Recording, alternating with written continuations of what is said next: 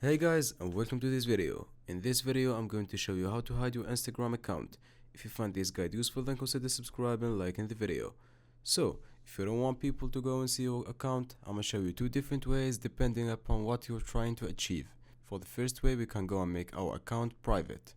This will go and make all the content only visible to followers, and you can review who can go and follow you. To do that on your profile, you just need to head to your Instagram profile page and click onto three lines on the top right hand corner. Scroll down to account privacy and you can then switch to private account. It's that easy. For the second way, if you want to completely hide it from Instagram, you can go and deactivate your account, but this means you won't be able to use your Instagram account until you activate it again.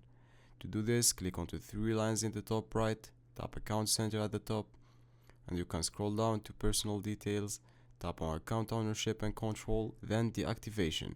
Select your account, click deactivate account and confirm your decision. So that's it. That is how to hide your Instagram account. I really hope you found this video useful. If you could give us a like and subscribe, we would really appreciate it. Catch you guys in the next one.